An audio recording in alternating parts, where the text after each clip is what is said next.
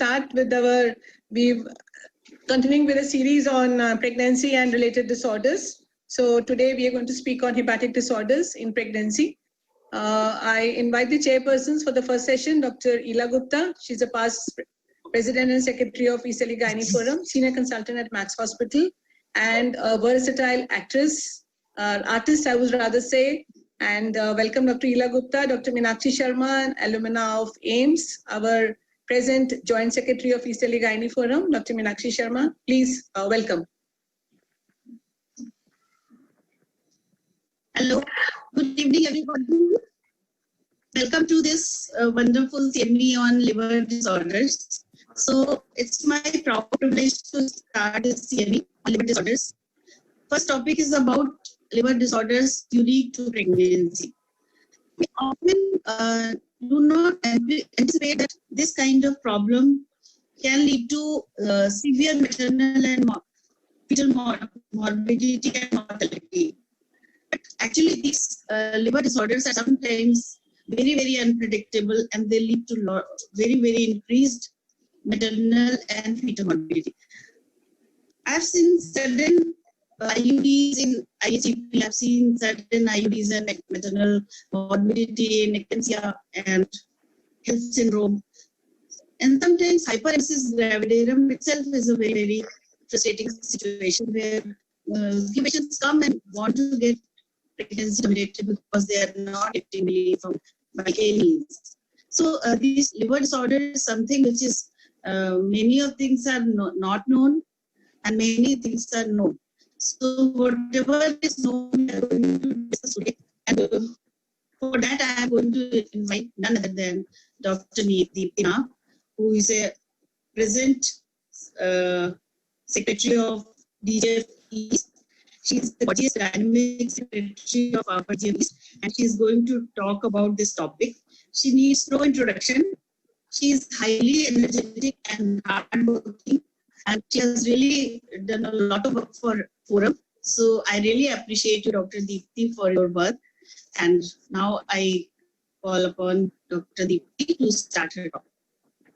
Thank you, Roxanne. Thank you so much. And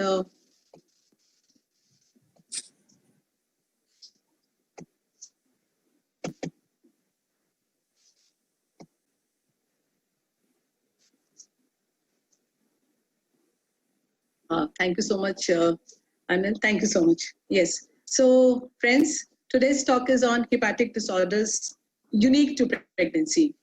And I humbly hope that by the end of my talk, I'll be able to make it as simple as possible, because you see, never stop learning as life never stops teaching. So we know that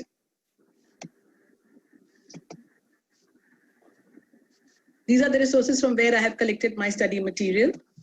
And hepatic disease in pregnancy is classified into 3 categories. There is an underlying liver disorder and she becomes pregnant. She is pregnant and there is a coincidental liver disease. And the third category about which I'll be talking today is liver diseases which are pertinent to or related to pregnancy. In the first trimester, we have hyperemesis gravidarum.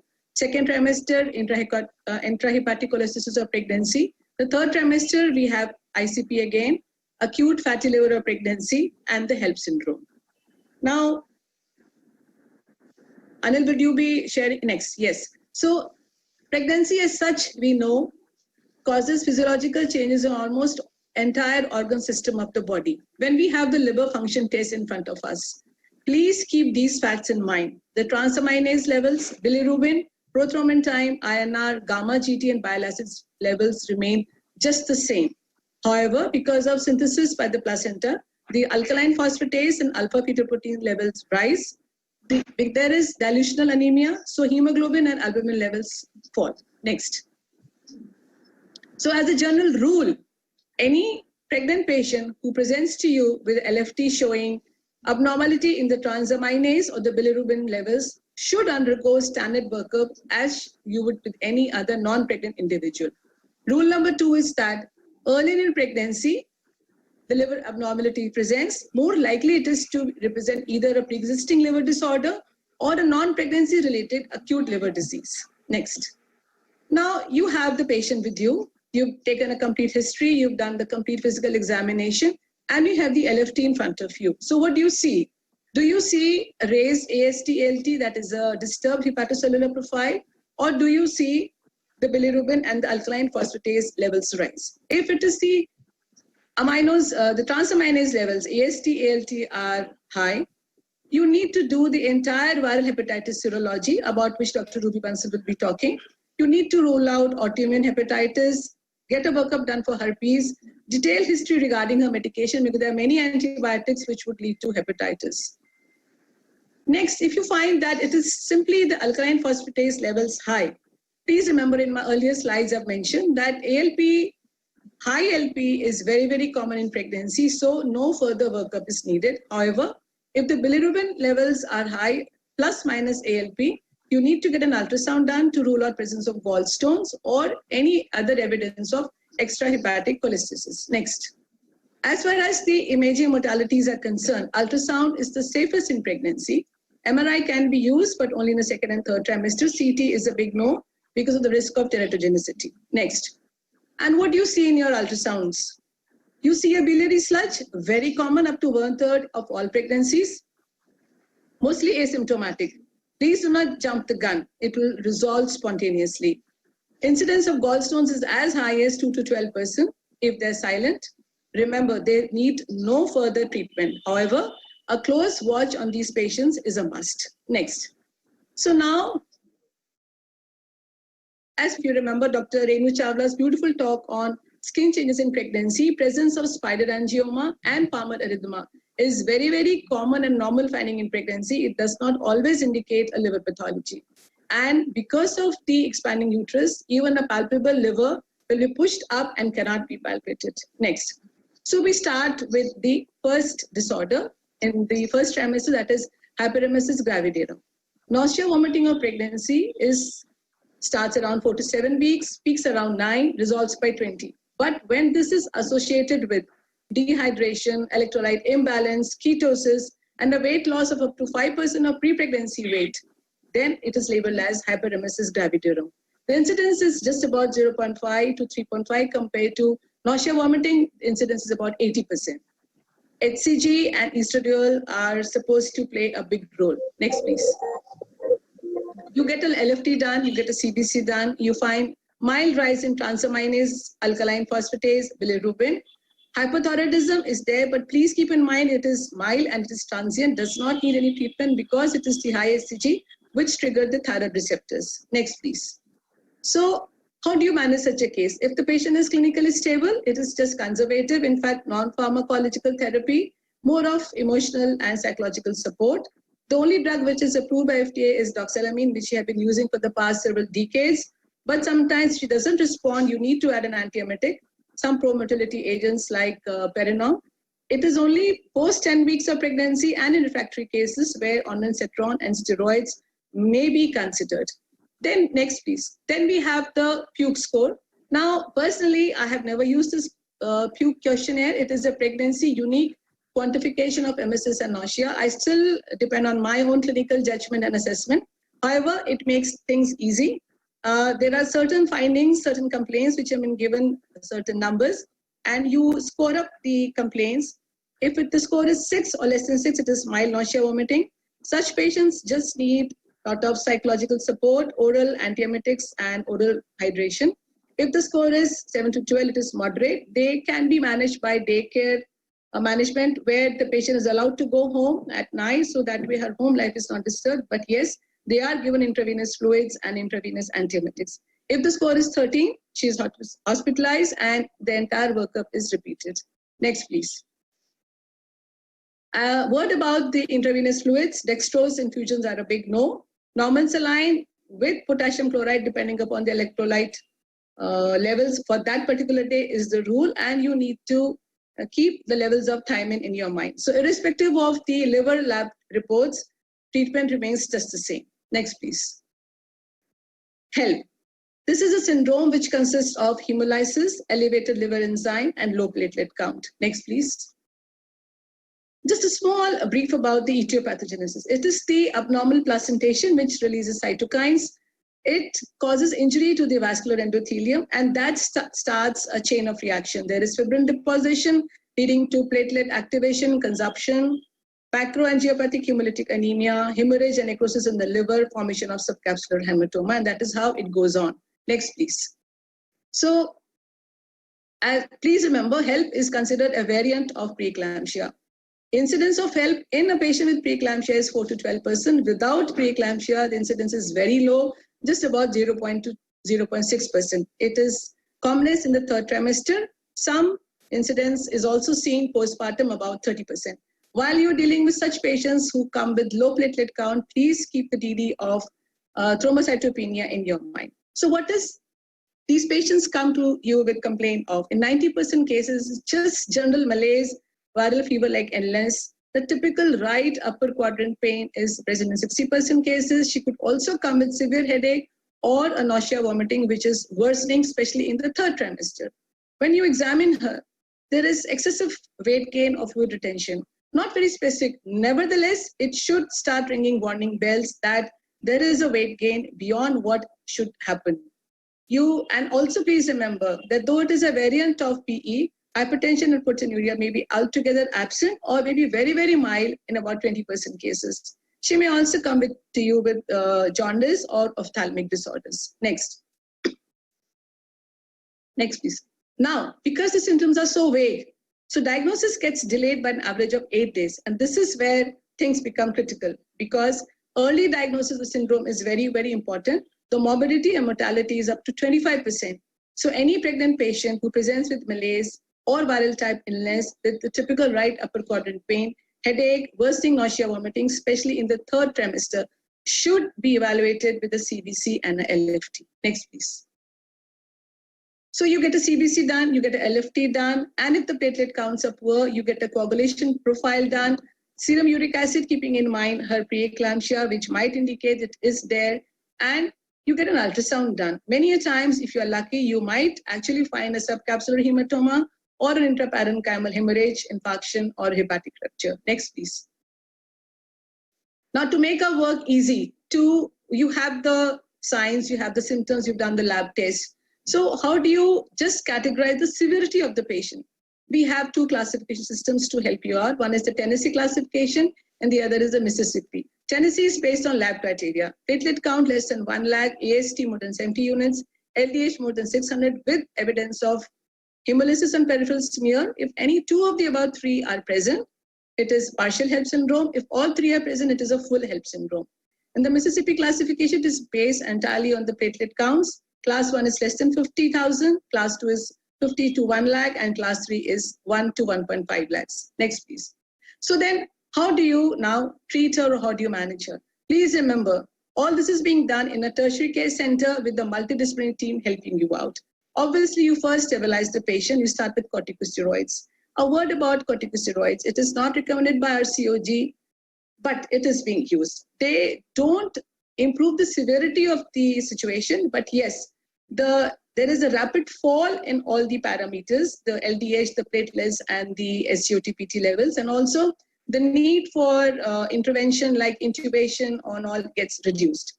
Magnesium sulfate is to be given irrespective of whether or not she's had a seizure. It is given the dose of 4 to 6 grams IV, 50% solution, and then 2 grams hourly as a maintenance dose. BP has to be controlled, diastolic from 90 to 100. The drug of choice is hydralazine, IV, 2.5 to 5 grams, repeated every 50 minutes till you get the desired BP reading. As far as the blood products are concerned, if you're planning an operative intervention, you might need a platelet transfusion also. Next, please. Now, you have the lab reports, you have classified, or you have the severity in front of you, class 1, class 2, whether it is antepartum, postpartum, and then you also come to the basic, the most important part is the fetus. You've done the fetal assessment. What is the period of gestation? Is it less than 23 weeks?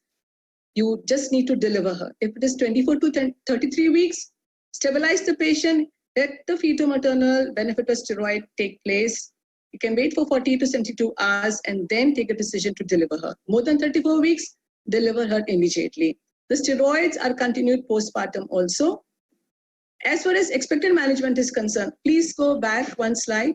It is in certain cases of partial HELLP syndrome where one can think of conservative management, but there are certain eligibility criteria.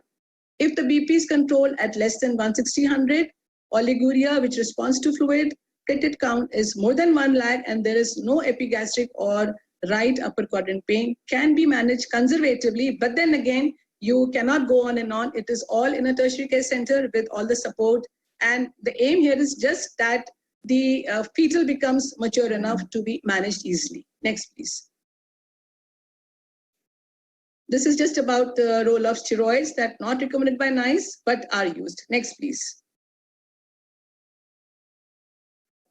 Next, please. Yes. So we must remember postpartum HELLP syndrome. It does occur in about 30% patients and typically within first 48 hours of delivery. And mind you, the only and first complaint is epigastric pain, which is generally ignored by us as being due to gastritis. So you to keep in mind, and please get your LFT and CBC done immediately and manage it accordingly. Next, please. As far as liver hematoma is concerned, while you're doing a C-section, it can be managed accordingly. Otherwise, one needs to do a laparotomy with packing, drainage, ligation, etc. Next, please. As far as the mortality is concerned, the perinatal mortality is exclusively because of the prematurity. Maternal mortality is high, up to 24%. And the morbidity is very high. That is because of the high incidence of abruption, hepatic encephalopathy, renal failure, pulmonary edema, and DIC. So these patients need a very intensive care and support. Next, please. Surprisingly, despite such acute injury, no persistent liver dysfunction has been reported in patients who suffered from HELLP syndrome. And in the absence of acute renal failure, the renal function also normalizes after pregnancy. However, there is a risk of chronic hypertension. The platelet count, LDH, and SGOT-PT levels come down to normal within a matter of 3 to 6 days. But these patients have to be told that in subsequent pregnancies, there is a high probability of preeclampsia, recurrent HELLP syndrome occurring again, prematurity, and IUGR. Next, please. Coming to the third, that is intrahepatic cholestasis of pregnancy. Please don't ignore the itch. Intervention, treatment, and early delivery can make all the difference. Next, please. Now, this is the most common pregnancy-specific liver disease. Majority of the cases occur after 30 weeks, and pruritus is the main complaint. It occurs at night, and it occurs more on the soles and palm. And please remember, it can occur even without derangement in the LFT levels. Rather, the abnormality might occur several weeks later. And also, please keep in mind that solely on the basis of complaint of pruritus, you cannot make a diagnosis of ICP, or that is intrahepatic cholestasis of pregnancy, because next, please, you have to keep in mind the differential diagnosis of pruritus in pregnancy, that is viral hepatitis, gallstones, biliary cirrhosis, parasitic diseases, dermatological diseases, and many metabolic disorders. Next, please. Just a few words about the etiopathogenesis. There is a genetic susceptibility in certain patients. There are the presence of reproductive hormones, estrogen, and sulfated progesterone metabolized. Also, certain seasons of the year where the patient is more prone to development of ICP. Next slide, please. As I mentioned, because of the genetic susceptibility, there is inadequate excretion of bile salts. So these bile salts, taurocolate and taurodeoxycolate, get deposited in the skin, and that is what causes intense pruritus. Next, please. So you get the entire CBC, the LFT done. Now, since this is a patient who is with complaint of intense itching, you need to get the viral markers done. You have to get an ultrasound done to rule out gallstones and liver abnormalities. And if the platelet count is poor, you have to get the entire coagulation profile done. Liver biopsy is rather unnecessary, but of course, if it is done, it shows intrahepatic cholestasis with bile plugs in the canaliculi. Next, please. So how do you manage such a patient? A lot of counseling is required, a close surveillance on the fetal well-being. You need to get ultrasounds done regularly to have a look at the fetal growth and Leica volume, CTG if needed, and Doppler flow studies. LFT is done weekly. Next, please. You have to provide her, first of all, symptomatic relief from that intense itching. So you can prescribe topical emollients like calamine or certain aqueous creams which contain menthol. If no improvement, you always also advise her to wear soft cotton clothes, to use a baby brush to scratch herself, or warm tepid baths. Now, if there is no relief, you add antihistaminics. The drug of choice is, of course, levocetirizine these days. And then you need to, once you've done the LFT and also the bile acids, you remember the pathology. It is the bile acids which is causing the pruritus. So what is it that will reduce the bile acid in the blood? Drug of choice is ursodeoxycholic acid. Next, please. UDCA 300 milligram tablets can be given up to 900 milligrams. They reduce the elevation of disulfated progesterone metabolites, decrease in ALT, bilirubin, and help. Next, please. This is a new kid on the block, rifampicin, a recent advancement combined with UDCA to help in control of intrahepatic cholestasis pregnancy. It is given in the dose of 900 milligram for a week. If there is improvement, we taper the dose and continue. If there is no improvement, we stop. Can we go back again to my next slide and next slide? We were talking about, no, the next one. We were talking about the management. So no, you're going forward. I want you to go back. So we talked about providing her with symptomatic relief. Some more, please. Next one. We have provided her with symptomatic relief. I want you to go back to the management part. Yes. So symptomatic relief, attempt to reduce the bile acid in the blood. And now you need to focus on the fetus. A word about role of oral vitamin K. It is only prescribed if the PT levels are altered. So now, how do you manage the delivery part? You are doing a close monitoring of the fetus, ultrasounds, Doppler, everything. Now, if looking at the LFT reports, abnormality, the bile acid reports, the level of bile acids is equally proportional to the fetal morbidity. You have to take a call at 37 weeks if the bile acids are more than 40 units. Next, please. And next, and next. Next. Yes, please hold here. Now, this raised bile acids, see, they cause a lot of havoc with the fetus. Increased bile acids in the placenta cause vasoconstriction of the chorionic veins. There is an increased incidence of stillbirth to the tune of 25%. It leads to preterm deliveries. How? It makes the myometrium very sensitive to oxytocin. Meconium staining liquor is again because bile acids cause colonic contraction, and presence of bile acids in the cardiac muscles lead to fatal arrhythmias, leading to bradycardia and distress. So fetal complications are directly proportional to the serum bile acid concentration. So at 37 weeks, you need to take a call. You have to counsel the patient. You have to tell her that you cannot predict a stillbirth. Induction of labor is also advised. Next, please. I've already mentioned about the fetal complications, stillbirth, asphyxia, meconium staining, and prematurity. As far as the mother is concerned, usually she is safe, but sometimes because of the cholestasis and deficiency of vitamin K dependent clotting factors, there might be PPH, so please be alert. Next, please. There are other options also available for reduction in bile acid, not recommended by RCOG, very limited material in literature, but yes, some use is recommended, especially dexamethasone. I think more it is used for improving of the fetal lung maturity. Now, postpartum care here is very, very important. You just don't stop once she delivers the baby. You need to get the LFT repeated every 14 days till they come down to normal and her itching is resolved. As far as contraception counseling is concerned, I did mention about the levels of estrogen, which are responsible for cholestasis. So oral contraceptive pills are generally not prescribed to such patients, but if needed, a lower dose oral COC might be recommended with close follow-up. This was just for a small break, too much of nausea, vomiting, pain, and headache. So if we learn from our mistakes, should we make more mistakes? Well, I don't think. Now, next, please. Coming to the last bit of my slides, we have acute fatty liver pregnancy. It is rare, 1 in 20,000, but it is life-threatening. It is characterized by microvesicular fatty infiltration of the liver, rapidly causing liver failure with high maternal and fetal morbidity. Next, please. A word about the pathogenesis. This is something very new to me, so I thought I'll share it. See, it is the mother, the pregnant patient herself, who has the genetic defect in her.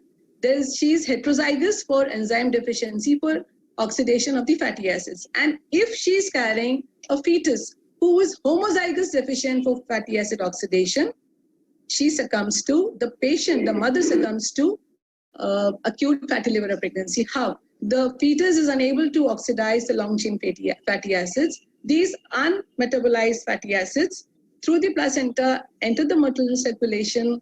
Her hepatic system is already compromised because of the heterozygous deficiency. There is accumulation of hepatotoxic metabolites leading to microvascular steatosis. What is microvascular steatosis? This is accumulation of fat vesicles in the liver and eventually leading to hepatic failure.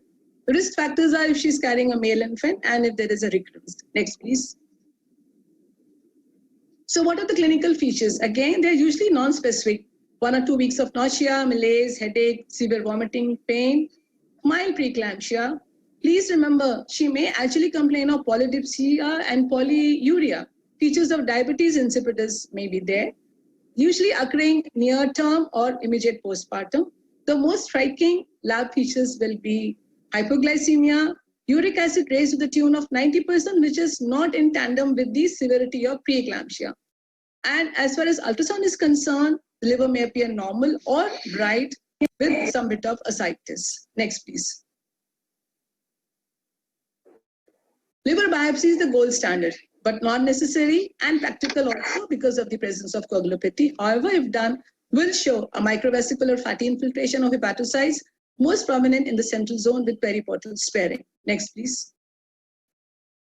So you have so much in front of you.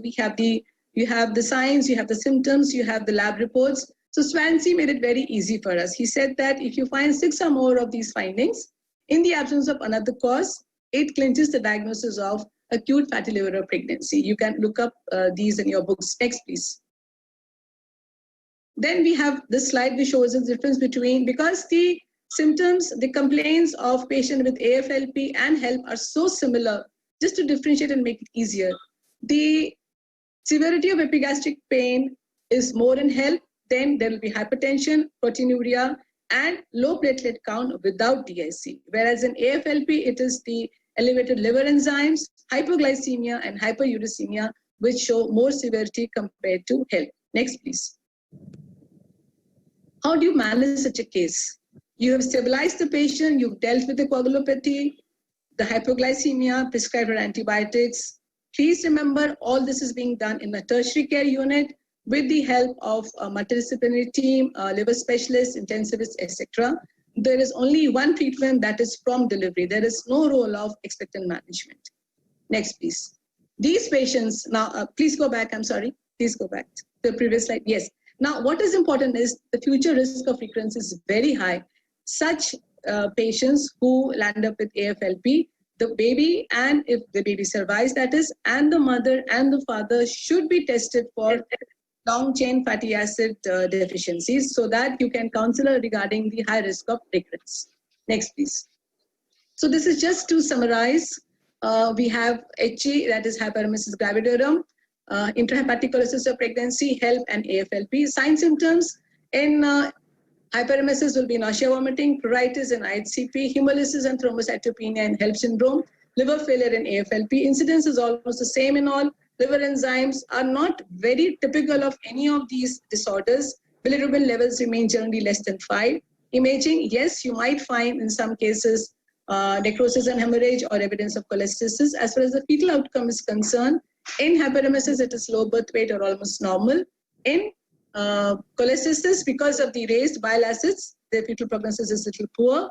With HELP syndrome, again, because of prematurity, the fetal prognosis is a little low. And as far as AFLP is concerned, because we know the only treatment to us is to deliver the baby, so mortality is very high. Next, please.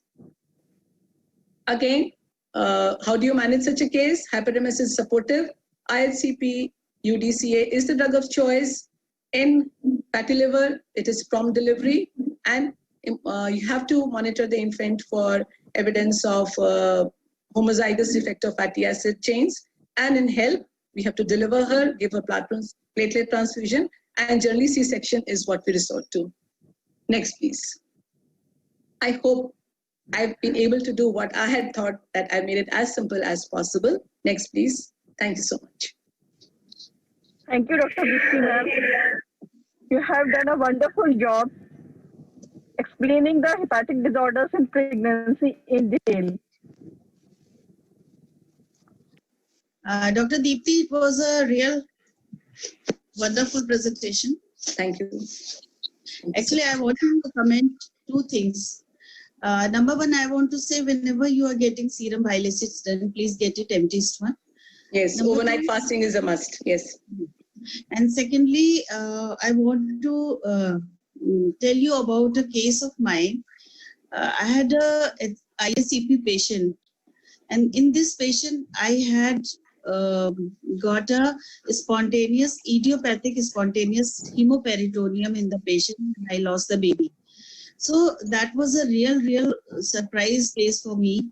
I could never diagnose any, I could not find any bleeder in the after the laparotomy. I could not find anything else, but there was a big chunks of clots, like it must be around a half kg chunk or something like that.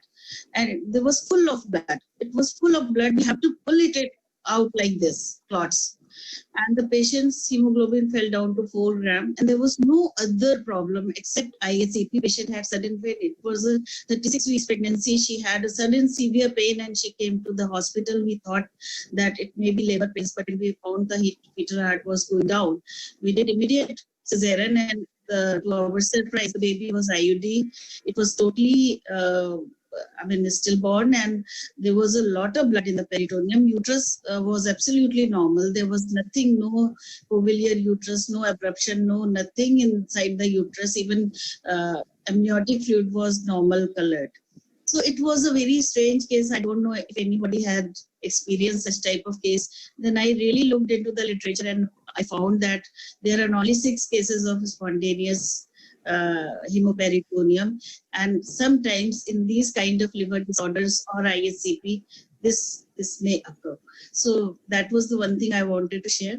And third thing, I want to ask all of you, if anybody had seen a case of acute fatty liver in your lifetime. I haven't seen any. No, So, not me. It is very nobody has rare, 1 in seen- 20,000. 1 in 20,000.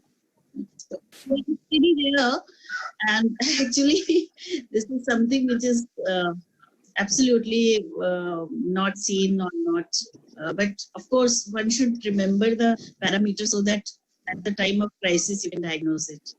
So what I can summarize it again is, any patient who comes to you with severe nausea, vomiting, pain in abdomen and headache, general malaise also, please get the CBC and LFT done. Things will be very easy for all of us.